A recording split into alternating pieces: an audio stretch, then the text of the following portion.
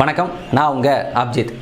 நடக்க இருக்கக்கூடிய அந்த ஈரோடு இடைத்தேர்தலை அதிமுக புறக்கணிக்கிறது. அதிமுக கட்சி சார்பாக யாரும் நாங்கள் போட்டியிட மாட்டோம் அப்படின்னு சொல்லி அதிமுகவினுடைய பொதுச் செயலாளராக இருக்கக்கூடிய ஐயா எடப்பாடி பழனிசாமி அவர்கள் அறிவிச்சிருக்காரு. இந்த அறிவிப்பு அப்படின்றது, அதாவது அதிமுக இந்த ஈரோடு இடைத்தேர்தலில் போட்டி போட மாட்டாங்க, அந்த இடம் காலியாகிறது அப்படின்றது என்ன மாதிரியான தாக்கத்தை இந்த இடைத்தேர்தலில் ஏற்படுத்தும், நாம் தமிழர் கட்சிக்கு அதில் என்ன சாதக பாதங்கள் இருக்கு அப்படின்றத பார்க்க போறோம். இது ஏதோ எடப்பாடி விலகிட்டாரு, அவர் பயந்துட்டாரு அப்படின்னு சொல்லி நம்ம தட்டையா பார்க்க வேணாம். இங்கு தேர்தல்கள் எந்த அளவுக்கு ஜனநாயகபூர்வமாக இருக்கு அப்படின்ற ஒரு கேள்விக்குரிய இதை ஏற்படுத்தியிருக்கு. அதையெல்லாம் தான் இந்த பதிவில் நம்ம பார்க்க போறோம்.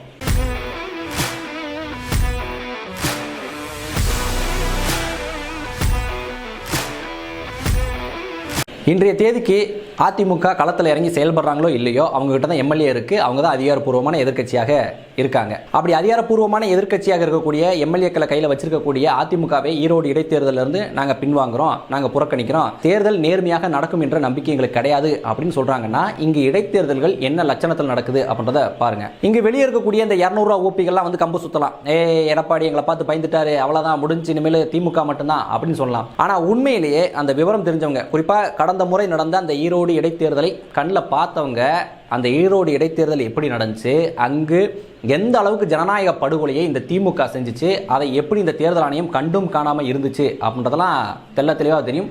நானும் களத்தில் இருந்து பார்த்தவன் தான். புதிதாக ஒரு ஃபார்முலாவை உருவாக்கி மனித பட்டிகளை உருவாக்கி மனிதர்களை கொண்டு போய் அங்கே அடைச்சிறது. காலையில் கொண்டு போய் அடைச்சிட்டாங்கன்னா உள்ளே சோறு போட்டு டிவி போட்டு படத்தை பாருங்க, உள்ளே இருங்க அப்படின்னு சொல்லி சாயங்காலம் காசை கொடுத்து வீட்டுக்கு அனுப்பி விடுறது. நம்ம தெருவா போனாலும் எல்லா வீடும் வெறும் வீடாக இருக்கும், எவனுக்கு ஒரு பிட் நோட்டீஸ் கூட கொடுக்க முடியாது. அந்த மாதிரி புதிய ஒரு விதத்தில் மனித பட்டிகளை உருவாக்கி அதில் மனிதர்களை அடைச்சி வச்சு, அது போக இன்ப சுற்றுலா கூட்டு போறது, படத்துக்கு கூட்டு போறது, அது இதுன்னு என்னென்ன பண்ண முடியுமோ, மற்ற கட்சிக்காரர்கள் இந்த மக்களை, ஈரோடு மக்களை சந்திக்க கூடாது அப்படின்றதுக்காக என்னென்னலாம் பண்ண முடியுமோ அது எல்லாத்தையும் பண்ணாங்க. பணத்தை வாரி இறைச்சாங்கன்னே சொல்லலாம். அந்த அளவுக்கு மிக மோசமாக நடந்துச்சு அந்த ஈரோடு இடைத்தேர்தல். அதுலயும் நாம் தமிழர் கட்சியினர் அந்த வாக்கை தக்க வச்சுட்டாங்க, ஏற்கனவே வாங்கின வாக்கையே தக்க வச்சுட்டாங்க அப்படின்றதே உண்மையிலே பெரிய விஷயம் தான். எப்படினாலும் அதிமுக தானே காசு கொடுக்க போறாங்க, இவங்க மட்டும் என்ன யோக்கியமா அப்படின்னு நம்ம கேட்டாலும் கூட, இவங்களும் கரப்டட் தான், இருந்தாலும் இவங்களே பயப்படுற அளவுக்கு அந்த தேர்தல் நடக்குதுன்னா அப்ப இன்னும் எந்த அளவுக்கு உச்சகட்ட மோசமாக அது இருக்கும் அப்படின்றத பாருங்க. கண்டிப்பா இந்த 2026 தேர்தலுக்கு நெருக்கு வீட்டில் வரக்கூடிய இந்த இடைத்தேர்தலில்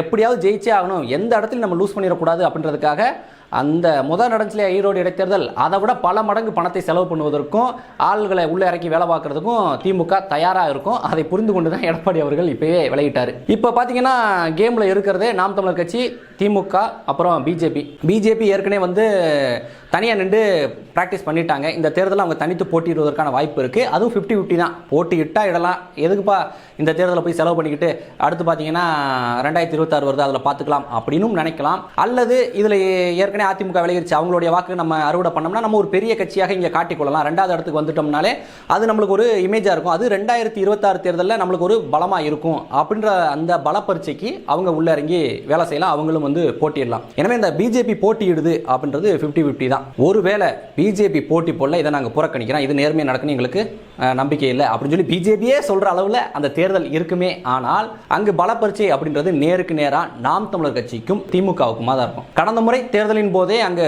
பல மோதல்கள், மண்டை உடைப்புகள் எல்லாமே நடந்துச்சு. நாம் தமிழர் கட்சிக்கும் திமுகவுக்கும் தான் மோதல் போக்கே இருந்துச்சு. அதிமுக அங்கே கேம்ல இருக்காங்களே தெரியல, அதிமுக காரங்களே பார்க்க முடியல, நாம் தமிழர் கட்சிக்காரங்க தான் எங்கிட்ட சுத்திக்கிட்டு இருப்பாங்க. அது போக திமுக காரங்க அப்புறம் அந்த அல்லக்கை கட்சிகள்லாம் அங்கே நிறைய சுத்திக்கிட்டு இருந்துச்சு. அந்த அளவுக்கு மோதல் போக்கு அது இதுன்னு அங்கே வன்முறை வெடித்து கொண்டு தான் இருந்துச்சு. அப்ப நல்லா யோசிச்சு பாருங்க, இந்த டயத்துல அதிமுக விலகிருச்சு, பிஜேபி விலகிருச்சு, நாம் தமிழர் கட்சி வெர்சஸ் திமுக அப்படின்னு அந்த தேர்தல் களம் மாறுமே. ஆனால் அங்கு பல ஜனநாயக படுகொலையை இந்த திமுக செய்யும். அதுபோக பல மோதல் போக்குகளையும் நாம் தமிழர் கட்சியின் மீது இந்த திமுக கடைபிடிக்கும் அப்படின்றதுல மாற்று கருத்தே கிடையாது. இப்பதான் இந்த பெரியார் பிரச்சனை வேற பெருசா வெடிச்சிருக்கு. இதை பயன்படுத்தி கொண்டு நாம் தமிழர் கட்சியினரை ஒரு கேரக்டரைசேஷன் செய்வது, இல்ல நாம் தமிழர் கட்சிக்காரங்களே சரியில்லை அப்படின்ற மாதிரி ப்ரொஜெக்ட் பண்ணுவதற்கான எல்லா வேலைகளையும் அந்த தேர்தல் களத்தில் இந்த திமுகவினர் பண்ணுவாங்க. அதில் மாற்று கருத்தே கிடையாது.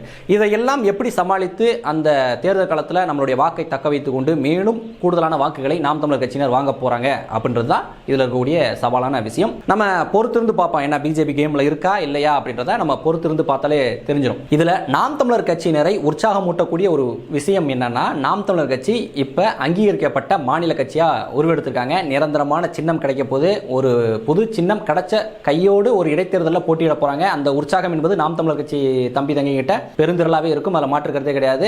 அதுபோக எதிரியை ரொம்ப நெருக்கமாக ஒரு க்ளோஸ்டு ஏரியாக்குள்ள சந்திக்க போறோம், அல்லுசில்லாம் கிடையாது, நீயா நானா போட்டு பார்த்துக்குருவோம் அப்படின்ற மாதிரியான ஒரு களத்துல எதிரியை ரொம்ப பக்கத்துல சந்திக்கிறதுக்கான வாய்ப்பும் நாம் தமிழர் கட்சியினருக்கு ஏற்பட்டிருக்கு. இதுவே நாம் தமிழர் கட்சி பிள்ளைகளுக்கு நிறைய உற்சாகத்தை கொடுக்கும். ரொம்ப தீவிரமாக எப்படி அந்த முதல் இடைத்தேர்தலில் தீவிரமாக களமானாங்களோ, எந்த பக்கம் திரும்பினாலும் நாம் தமிழர் கட்சிக்காரங்க தான் இருக்காங்க அப்படின்ற மாதிரி ஈரோட்டு மக்களே சொல்லும் அளவுக்கு இருந்ததோ அதே மாதிரி இந்த தேர்தலும் இருக்கும் அப்படின்றதுல மாற்று கருத்து இல்ல. என்ன நடக்குது அங்க, என்ன மாதிரியான விஷயங்களை கையாளுது திமுக, இந்த தேர்தல் ஆணையம் அதை கண்டும் காணாமல் இருக்கா, இல்ல இரும்பு கரம் கொண்டு அதை ஒடுக்குதா அப்படின்றதெல்லாம் நாம பொறுத்திருந்து பார்ப்போம். எது எப்படி இருந்தாலும் நாம் தமிழர் கட்சிக்கு இது ஒரு சிறந்த பயிற்சி களமாக இருக்கும் அப்படின்றதுல மாற்று கருத்தே கிடையாது.